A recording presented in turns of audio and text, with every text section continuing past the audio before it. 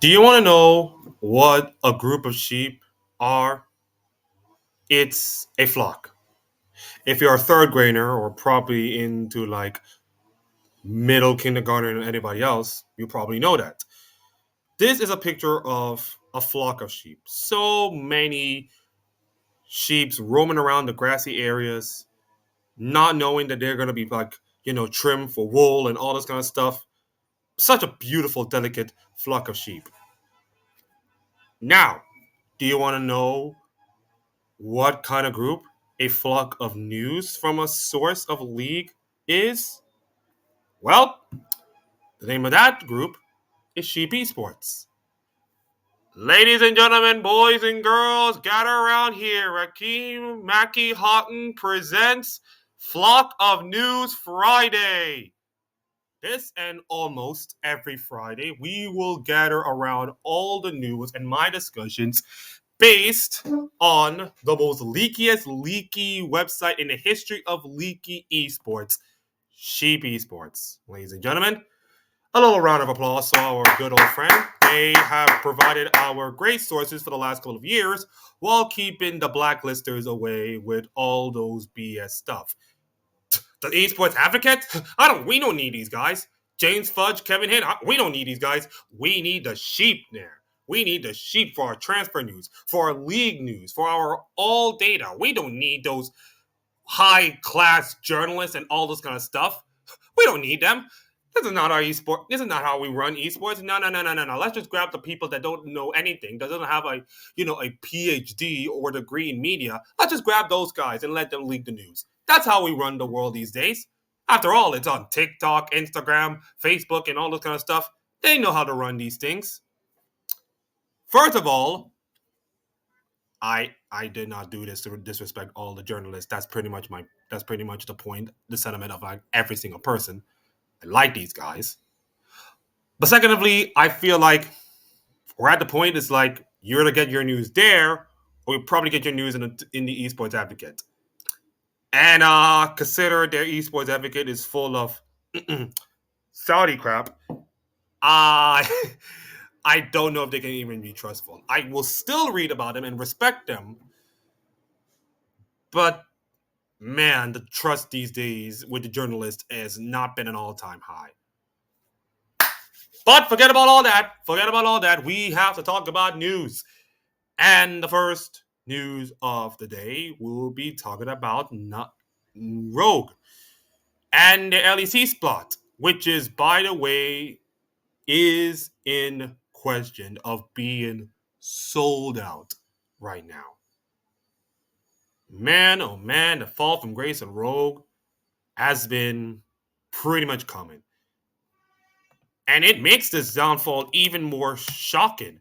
Consider the fact that years ago, and I mean years ago, let's just start at the beginning. Let's just start at the beginning of where we are right now.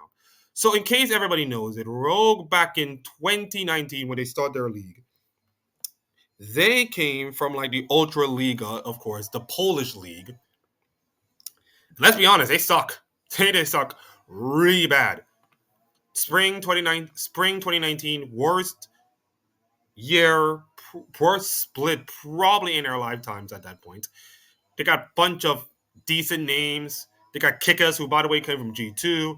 Finn, of course, a dominant player. Wadded also came from G2. Vander, Heckick, and they finished 2-16. But as the years go on, look where they found themselves. They made it to fifth in the spring final. Finished third against G2, probably the best G2 of that era. And they made it to their first World Championship back in 2020. Now, yes, they finished bottom of their group, but you can say that progress is made. Then, LEC Spring, second place, reverse swept by Mad Lions after they beat G2 en route to their first finals. And that team was a really special one near dear to my heart. My goodness. Rogue, by the way, won Coach of the Split. They got the squad of Odawame, Inspire, Larson, Hansam, and Trimby. Ooh. And they beat G2 and they beat Fnatic pretty much. No. Wait. They beat Shaka, yes, and they beat G2, and they were just one game away from winning the whole thing until Armad had so of another idea and single-handedly won the whole series by himself, and Rogue choked at 3-2. Literally choked. In fact, it became a recurring theme for Rogue over the last couple of years that every time Rogue has like a big lead in the advantage, and then Rogue time, they kind of collapse on themselves. It is becoming a meme at this point. But not 2022. Oh no. This is where the fortunes change. 2022 lost to G2 3-0. And then summer 2022. My goodness. They have the lineup of Odawami, the crazy jungler known as Malrang, the gingerbread king of Larson, Comp, and Trimby.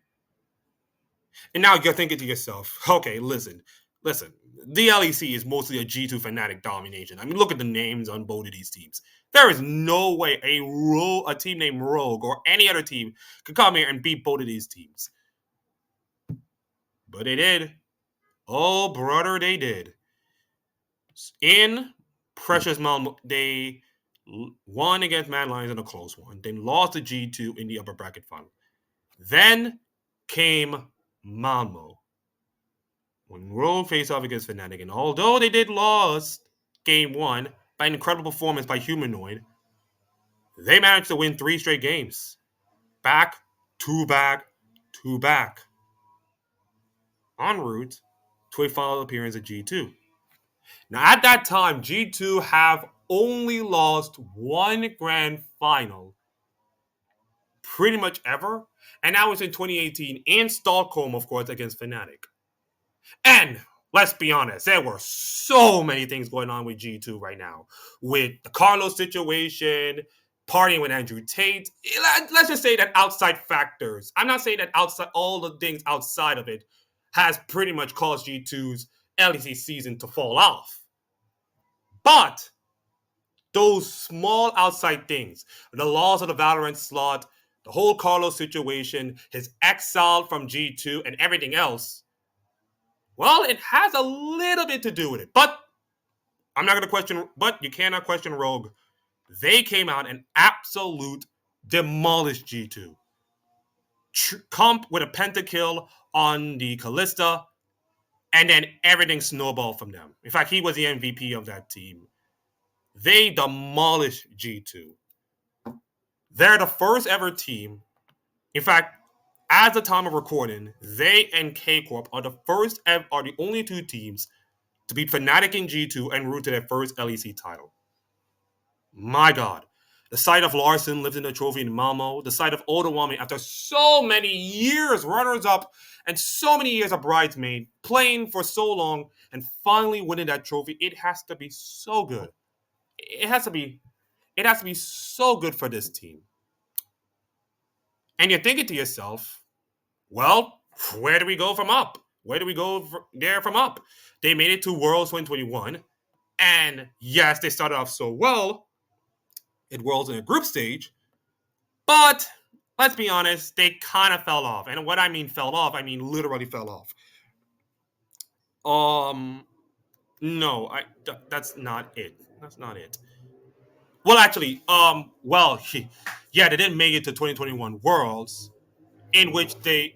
Let me just backtrack here. Let me just go to 2022. 2022 Worlds just came out of that 2021 disappointment in which they were this close to making to Worlds. And that was the group when FPX absolutely crapped the bed. They literally crapped the bed. And when I mean crap the bed, I mean they were going in as favorites, they were doing well, and they were absolutely crap the bed. Look at 2-4. All they have to do is to beat a Cloud9 team with perks who were underperforming in that time, and it would have been in. The perks being clutch himself, carrying that Cloud9 team going through, and there goes Rogue. So after 2022, when they finally have success for the first time ever after so much inconsistency over the last couple of years, they went into 2022 at Worlds. They started off well. They started off well, managed to get a couple of wins. They beat Top Esports. and even DRX. They started off so well within 4 games, and then they collapsed so badly. They lost the top, they lost the DRX, they lost the DRX in a tiebreaker, and then they got the absolute pleasure of getting absolutely beaten by JDG, and not the dominant JDG of 2023, just like the inklings of that dominant JDG in 2022. Did they try? Did they try?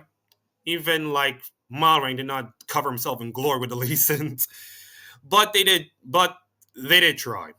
But unfortunately, they fell off. So if you're a Rogue fan, you finally won LDC. You made it. You have now have 3 international events under your belt in back-to-back-to-back years. Things are looking up. Let's see how Rogue is right now. Oh Jesus. Where did 2023 go? And how come they're this bad right now? How come they're really this bad? Well, my friends, the one person you should blame for all of this is Mr. Ibai. Now, Ibai Llanos is the head of KOI with Gerard Piqué, famous footballer from Barcelona. And he decided, hey, I want to take that Rogue spot and just whip that name in it. And they did. Literally. Goodbye, Rogue. Rogue was no longer in the LEC. And then they decided to change their name to KOI. Yeah. Oh, yeah. Now, yes, KOI was there for 1 year. But the difference between Rogue 2022, when they had all the success, and Rogue and KOI 2023 were just so night and day. Now they did finish third to that miraculous Mad Lions team that was never supposed to be in the LEC finals in the first place. And fair play to them. They were fine, I guess. They were kind of fine. But losing to G2 and then losing to Mad Lions was like, and Aloy was an absolute beast. Ironically enough, it would be Aloy who would be joining KOI, but in a different way. And sadly, that was the last time we get to see Rogue in success. They finished 6th. They made the playoffs, finished 6th, and then finished 8th in their group stage. And then all the hoopla that's going on with around KOI and with the Rogue thing that evolved to their Call of Duty teams, of course. One thing leads to another, and unfortunately, KOI is dead. Not permanently dead, but dead in the Rogue space. So, welcome back, Rogue. And sadly, that will be all the good news. And even their AGO Rogue team, their Ultra Liga team, was dead, so was the league. And man, the results are not better. The results have not been great. 9th place, 10th place, and 10th place. They have got a combined 8 wins and 28 losses. 8 wins and 28 losses since their last playoff appearance back in 2022. In fact, 2023 spring was the last time to even have like decent success. And unfortunately for them, Rogue has used to be a fun team. They do all these other skits. They had their pajama clothing, of course, back in 2022, 2020. They used to be a fun-loving team, but now they're just gone. This team is just unrecognizable. But Akeem, they still have Larson. Yes, they still have Larson. But it's just not the same team. It's just not anymore. Like, yes, they have Malrang and Larson, but that was when they were successful in 2022. They're just not as successful now. Patrick used to be who was a decent AD carry, but he's just no longer there. Execute, who, by the way, changed his name from Jangapang, who used to be Astralis, then went to, I think Sandbox? No. Fearx. He was on Fearx. Yes, he was on Fearx. And they got Adam. Poor old Adam. Exiled from BDS for behavioral reasons, of course. And sadly, now he's going to be on the really bad team, while BDS and even K-Corp, successful French teams, are now more successful than you. And to twist the knife even further, Koi, who, by the way, Eba's first project failed, and then he grabbed the Man Lions franchise, twisted it into Koi, and now have more success than you. Plus, their content, and by the way, I have not watched much content, have not given you any hope to feel like Rogue are there. In fact, this is not the first time Rogue has decided to sell their slot. They tried it with Team Falcons, but Riot Games ultimately blocked the process. Wow! Wow! Riot Games actually blocked a Saudi Arabian team from their esports, despite the fact they have the EWC in Saudi Arabia with Team Falcons in it. But yeah, that's kind of ironic, isn't it? Really, isn't it? Then Nigma Galaxy decided to throw their hat in the ring, another Saudi Arabian team, but unfortunately it failed to reach an agreement. So, as he always said, third time's a charm. Now, according to Red Global, which is Rogue's parent company, NAVI is wanting to test their hands on League of Legends. Now, for everybody who don't know, NAVI in the League of Legends space, who? For everybody who don't know NAVI, outside of League of Legends, there is their CSGO team, who are, just to say, the most successful CSGO team pretty much in the last couple of years. And even without Simple, yes, Simple is the reason why Navi is successful, they still managed to do a pretty good job. Like they've won a few, they have a few successful titles. They did one PGL major in Copenhagen with a non-Simple team, and even Simple finally won a major at Stockholm. So this is probably the most successful CSGO team to ever grace esports. And now the Ukrainian-based team is trying to get their hands on League, which, let's be honest, I think if it's going to happen, I feel like it's Bon Voyage Rogue, because let's be honest, this feels like the end for them. This feels like a really bleak end for them, because look at them. They trying to seek an exit from the LEC, but unfortunately cannot finalize a sale, and they have to hastily assemble this roster, the roster that has like Adam and Execute and all this kind of stuff. They realize, okay guys, we're gonna be waiting for a sale, and then whoops, no sale, and now we have to paste together a team, and look at the results. Worst pretty much against all the teams. In fact, this is like 2019 all over again, but unlike 2019, where they have like started off bad and then climb up and be, capable of sustainability, they have no sustainability anymore. They got none. They have no sustainability. And I don't care about your history, SK Gaming. You might be next. So did Giant X. But we're talking about Rogue here.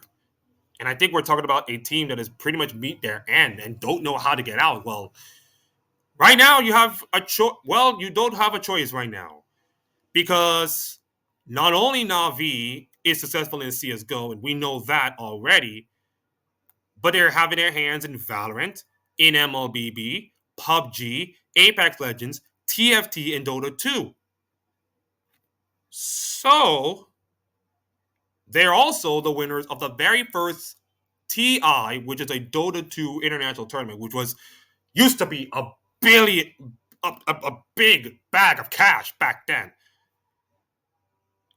And they used to have StarCraft, and wait a minute, they did have a League of Legends team. Yeah, 2017 in the LCL, the same place where Unicorns of Love were. And that was 2017. Huh. So, this is not the first time they have their hands of League of Legends play in esports. But with the current system right now, I think it's time for them to dip their toes in the water again. And I will not be surprised if Rogue will say yes. The first thing, they'll hear their numbers and just say yes at the heartbeat, because my God, it's been a mess the last few years have been a mess for Rogue. From merging with Koi to out merging with Koi to now this, it's just get out of here, man. Just really get out of here. Now, David S., my boy David S., have a decent point to say that they should have done a relegation promotion thing like every other league, you know, the same with the Premier League and Bundesliga and League Un and all this kind of stuff. And I think you're right. You're kind of right here. But with these slots and these millions of dollars and the current financial situation of a league we are known and the probably death of a genre, I'm just not sure if a relegation promotion is even worth it. Like, do I want to see Los Ratotonas in the LEC? Absolutely, I would love to see, but the process, man, the process, it's just not it. So, Navi is probably going to be in the LEC next year. It's going to happen. It is going to happen. Navi is going to be in the LEC next year. And we are seeing the last days of Rogue as an organization as we all know it. And yes, I did trying to mark out Rogue. And yeah. So I'm not saying this is sad. I'm saying this is pretty much years of mismanagement coming home to roost. And unlike soccer and sports, you can just fix it for years and years. In League of Legends and in esports, there's no such thing as years. They're just finite amount of time. And bon voyage, Rogue, I guess you can say, in a couple of years. The next up is the LTA. And, well, good news is the LTA North and South, will not face each other this split, which is a blessing and a curse at the same time. Blessing is because South has already seen PTSD of all in North America just beat them, but a curse because I don't know, man. The first split and the third split will be the only times you see like North and South America face each other. And I don't think there's more times in which like the North and South will face each other. And I'm not sure if like it's all good for competition wise. So I don't know. It's just weird. The first split would start on April the 5th, which is about, let me just see my calendar, the Sunday. That'll be next 2 weeks Sunday.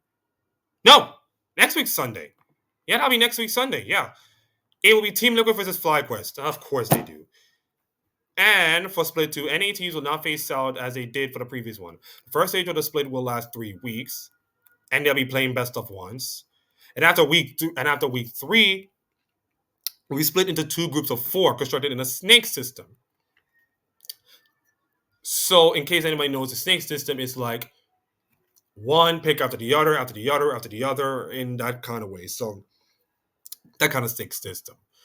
And then comes the group stage phase, will be played entirely in best of 3s and fearless, mind you, and will determine who faces whom during the cross group battles. The top 2 teams of each group play each other for seeding, while the bottom 2 teams play elimination matches. The top 6 teams qualify for the playoffs, with the top 4 teams starting in the upper bracket and the 5th, 6th teams starting in the lower bracket. Okay.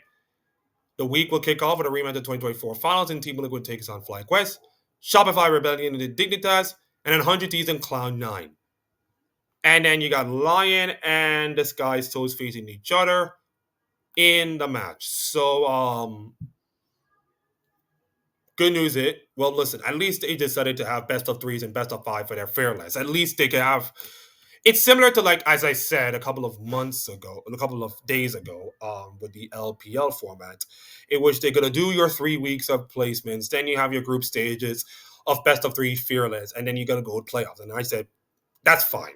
I think that's fine for a couple of weeks. And you can see the second day of the matches. The winner will be Crowd Conference champions and earn a spot with the Mid-Season Invitational in Canada later this year. With the North Conference advance directly to the main stage, and the LTA South champions will go to the play-ins. Hey, we ain't had to kick of the teeth. Winner of the North will go straight to the main stage of the brand new MSI, still best of 5 MSI, but still. And the ATL South will be playing the play-ins. That's a really bad kick in the teeth. And by the way, champion of LTA South. So once again, the LTA South get absolutely screwed for nothing. Fantastic. Absolutely fantastic. So I'm kind of looking forward to the LTA this year, but after what happened in Split 1 and First Stand, I just don't know if the credibility of LTA will be even, saved or such. Which leads us to our next piece of news, our Mr. Captain Spawn. Coach Spawn, if you say.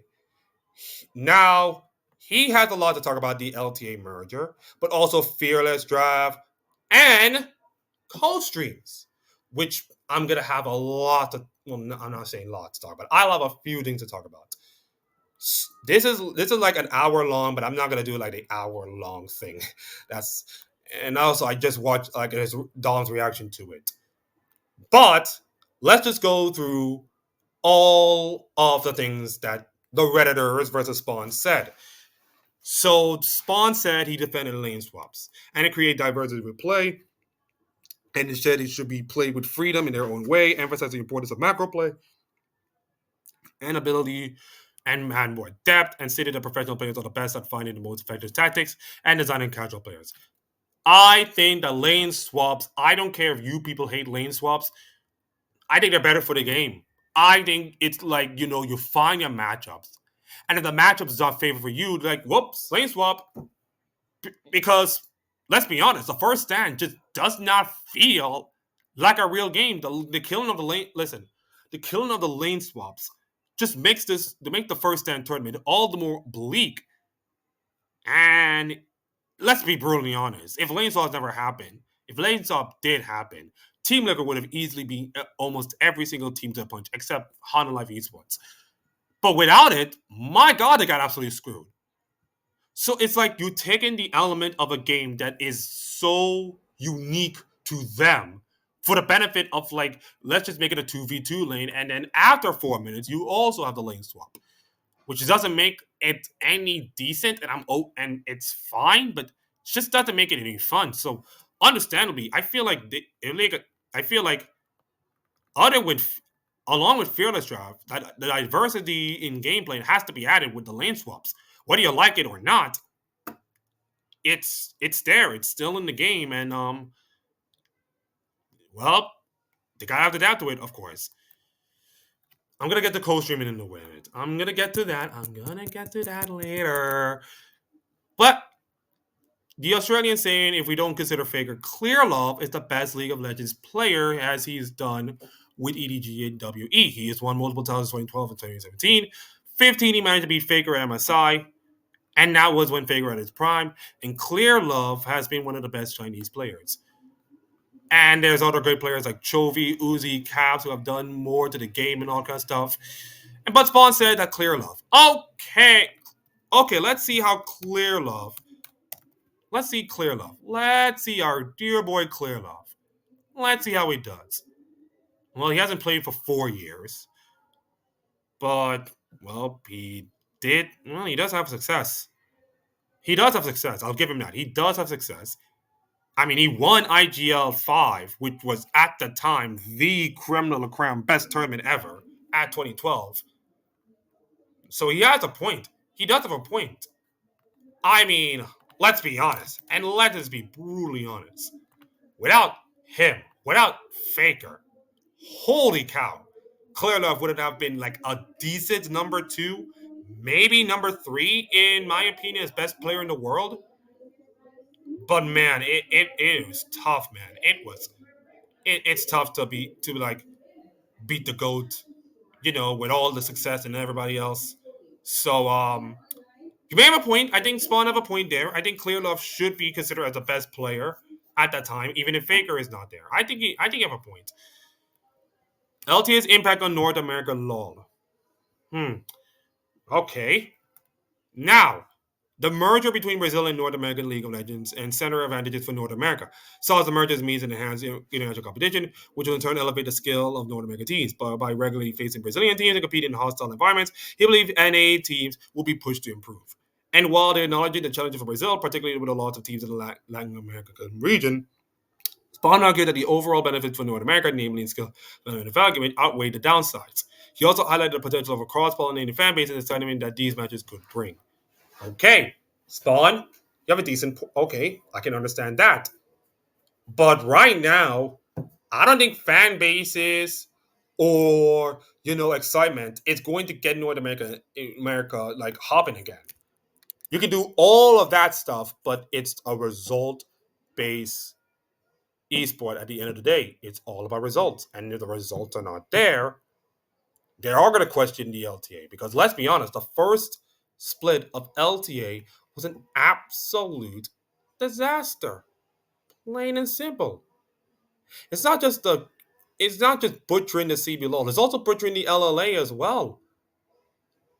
Like, and in terms of like competitiveness, it's making the LTA North way bigger than the LTA South.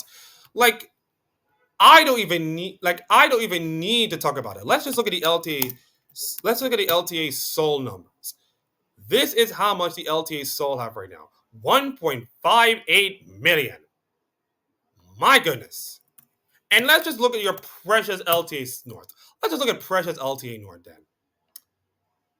238K. 238K. With our soulless Mark Z being watched by 74K in 6 days. So LTA North doesn't have like the budget to even beat the LTA Seoul. And you're thinking that the merger is a decent idea, which I kind of agree. I think if in order for North America to succeed, you need better competition and better pipelines, and I'm all for that. But it's not helping. Listen, so far it's not helping the cause right now. It's only one split, and so far it's not helping the cause at all. And I hope the changes they made is going to better efficient that with Brazilian teams going to LA and just like scrim and do everybody's stuff. But without that competition, man, without that true Brazilian team outside of Loud and everybody else, how can they compete against the North American establishment? And I understand wanting to compete in hostile environments and make North American teams approach to improve, but I don't see any improvement. Maybe not yet, but I'm not seeing the improvement. Because right now, LCK and LPL, if they were to merge, holy cow, they would beat you guys up and down the field. They would beat you guys up and down the field until Sunday. That's just my opinion. And then finally, the crux of all the problems, co-streaming itself. Now he believes that co-streaming is detrimental to League of Legends, and that Riot Games should not grant co-streaming rights and should keep viewing exclusive to official broadcasts, which should be the best product available, a standard that is no longer met. He also thinks that monetization, yes, money, needs to be reconsidered as this way of consuming the game affects revenue. According to him, co-streaming talent should be either included in the official broadcast or not cast at all. I wanted to show you something. Let me just show you something. Now, in Greek mythology, the Pandora's box is simply put that box should never be open, and once it's open, bad things happen. Well, look at that. Look at all the bad things happen. Yep, that's Miss Pandora right there. Pandora just opened that box, and all the creepy little things, all the evil spirits, they just come right here. They just come right here and wreck everything. And you know what's funny enough? That's Riot Games right now. That is Riot Games opening the Pandora's box to co-streaming, and either they can't even close the Pandora's box, or they just don't know how to harness it.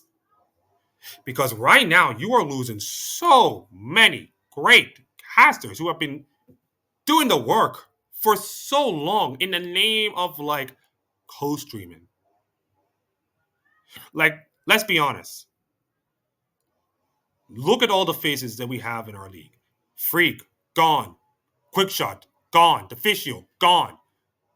Papas Mini, gone to other esports. But he's like the face of the LCK until Atlas showed up. And even the LPL with Hysterics and Dagda, gone. The English broadcast of LPL, gone. It's only Nymera and Initialize. Which, to be fair, I like these guys. But the broadcasting of League of Legends and the lack of media rights, yes, Akeem, media rights, around Riot Games is just appalling. They just dropped the ball on all of this. And while it's all good to have co-streaming with your Ratatoni, Fran Cajol, and the Dominator, Rudy Sack, of Dom, which we'll get to him later.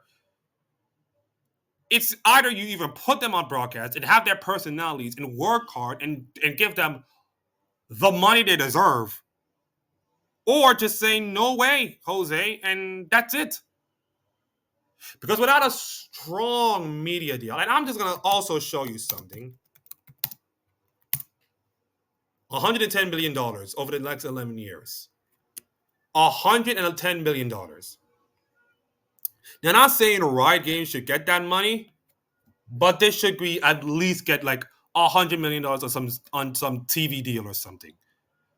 And have the co-streamers like the Manning cast be like instrumental to your team, not hurting you or, like a baby sucking off a mother's nipple and be beneficial about you until it's like, he's grown and he doesn't want you anymore.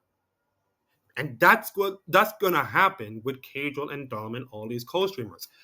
They're going to help you now, but once they're grown up and once they have a family and once they realize their co-streaming is not much, they just leave. And the problem is that other casters does not put their face in there, does not do all the co-streaming, does not do all the work to make the game better. Captain Flowers, good old Clayton Reigns, is literally the only person who can do the co-streaming, watch Hell's Kitchen, and does streaming the biggest LTA audience ever. He can do that. But some of the people don't.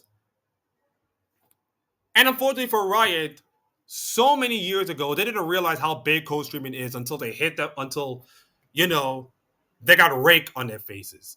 And unfortunately right now, they just step on so many rakes. Not knowing how to handle co-streaming pretty much as decently well. Because now it's like the Wild Wild West. It's like the transfer portal and the NIL deal in college. It's the Wild Wild West, and they just don't know how to do about it. Miss Chum Chum, Raz, all these other people, they have the co-streaming, they have the product, they have the personalities, and they wanted to be part of it. And yes, they don't know much about League of Legends, but let them be part of it. You already put QT Cinderella in there. Let them be part of it. Let them be part of the solution. Like, I get Riot Games is not the WWE in the Attitude Era, but they can clean it up. They can just do the work. They can just be nice.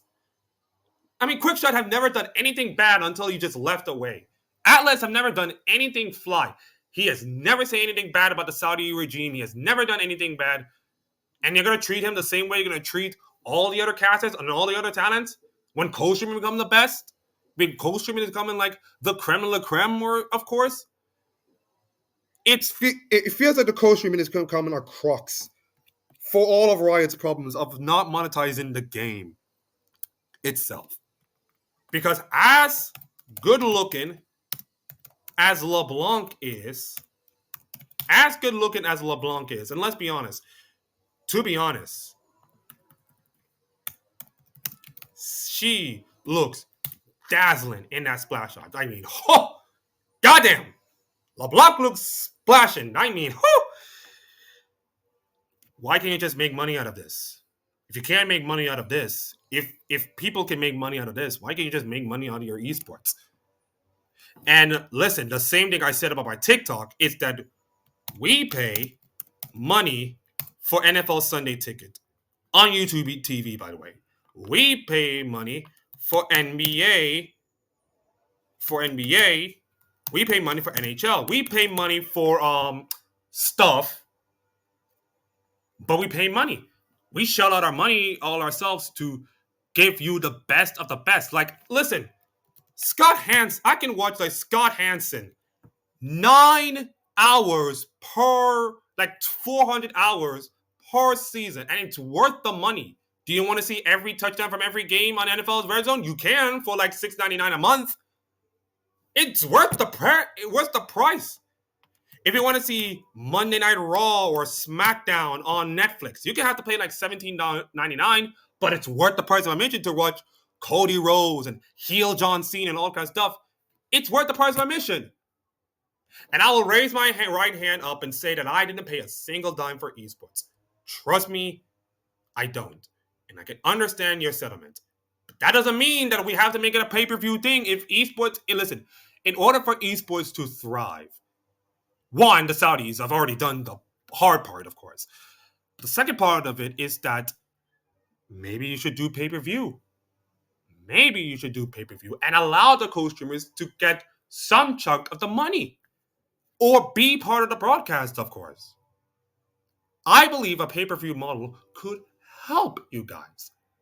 The problem is that you already pissed all the money years down the road. That I don't think the thing will never work. The Pandora's box is already open, and now it cannot be closed. And it's all by their incompetence that we're just sitting here and just relying on co-streamers to do the work, not knowing that co-streamers could go away and there'll be no big personalities left. Chum Chum might leave, Cajol and all that stuff might leave, and then you're left with nothing. How do you monetize your game, Riot? How do you monetize your game? Skins? Personalities? Clothing? No way. No way. I don't think that will happen. I don't think that will happen. So they have a big, big responsibility on their hands of how to handle co-streaming. And if you're right, you have to make them the head of the table. And no, not Roman Reigns head of the table. Literally the head of the table. White Lotus style head of the table. They gotta be right. If you want co-streaming to be the part of it, man, if you want them, you got to put them on their broadcast. They have more game knowledge than you. And the funny thing about it is that Riot Games feel like they are better than everybody else when they're realizing they're not better than us. Oh, we can take away X Tech Gate and nobody will notice. Well, yes, everybody noticed. Oh, a Chinese player, win traded in a TFT big tournament. Nobody will notice. Well, too late. Everybody noticed, including Froden. Everybody noticed. You thinking we're dumb? You thinking we're dumb, right? You thinking we're just dumb monkeys, of course? We don't even have college graduates, and we're still smarter than you. We have social media. We have all the brain power. We have the knowledge. We are smarter than you. And I think the smart choice is to allow co-streamers to be on their broadcast. Because I, for one, will love to have Cajol on an LEC broadcast again. I would love to have Dom on a broadcast again. I mean, Dom did his work for LPL years ago, and I think he's done a good job. I would love to see Dom and Ebi being a Spanish League of Legends broadcast. I would love to see it. Because if you can allow these co-streamers to be part of your system, it might grow. But the sad part about it, with all these things right now, it may not happen. Their fault, and their fault only. Let's move on to some different news.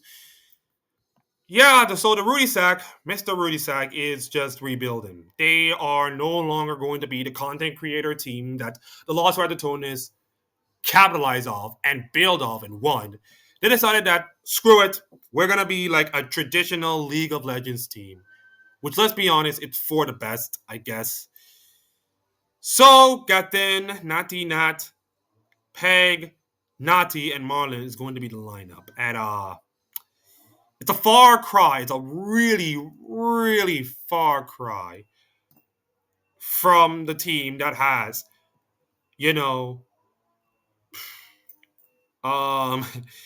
Perks and Yankos and Leader and Hums and all these other stuff.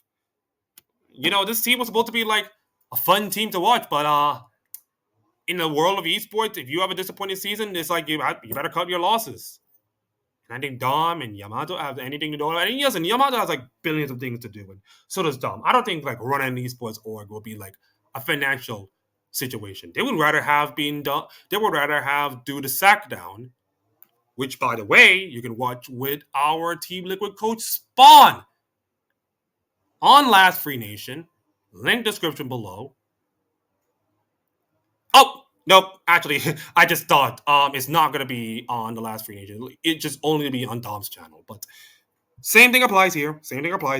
Please subscribe to Dom and watch the whole thing. It'll be so interesting with, co-streaming and all that stuff. And finally, our last piece of news, 2XKO, which is a League of Legends fighting game, of course, that has been in the shelf for so long. It's going to be launched. It's going to be launched very, very soon. And by the way, Unconquerable Riviera in a QA session decided that only 10 champions only 10 champions will be played. 7 out of 10 champions.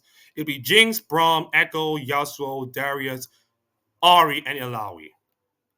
And it's only 50 minutes, and it will launch 2025 on PC, on Xbox, and PlayStation. So what do you think about this? I think right now in the fighting game community just needed like a kick in the butt, a kick in an injection in the arm, some kind. And a game like, I mean, consider that this is a Riot Games product. Why not? Why not throw your hat in the ring to see how it is? Because right now, Smash and Street Fighter and Tekken are taking over. We're not sure if this game 2XKO could be like in the mix of like great fighting games, because right now the Tekkens and the Super Cup and even Super Smash Bros, whether you like it or not, it's right up there. They're right up there. 2XKO are just starting and beneath. And I think they just have to like see how this goes. It might be released in next month. And we'll give it a month or two and see how it goes. If they like it, great. If they don't, well, it is what it is. But I'll be interested. I'll be interested. But unfortunately, I don't know how to play it. But it'd be interesting to see how the player base will look and feel after a few couple of weeks of games. And that's just a flock of sheep of all the news that's coming out of esports in the last couple of days, of course. Also, one last piece of detailed news. Syncroft is decided to co-cast the LEC in Polish for the K-Corp community. Former, I think,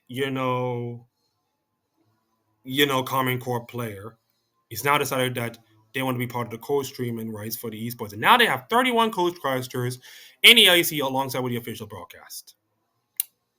What a mess they made. The Pandora's box? I tell you, the Pandora's box. Keijo, Kamento, Yanko's gonna be part of the broadcast. And look at that, 800,000 viewers. Mostly K-Corp fans. I mean, just look at them. Just look at all these co-streamers. We got German, French, English, Czech, Korean, Portuguese. Oh, poor Sharks. Poor Sharks. You have been the face of LEC since the very beginning, and now you're being bombarded by your former players, your former employees. Coachman is just taking over. I told you the Pandora's box. I told you that my Pandora's box is already open, and there's nothing you can do about it. That should conclude the news. That should conclude the news from all of this on Sheep Esports. If you like the video, please like and subscribe and all that kind of stuff. Have a wonderful weekend, and I'll see you next time. Goodbye, everybody. Bye.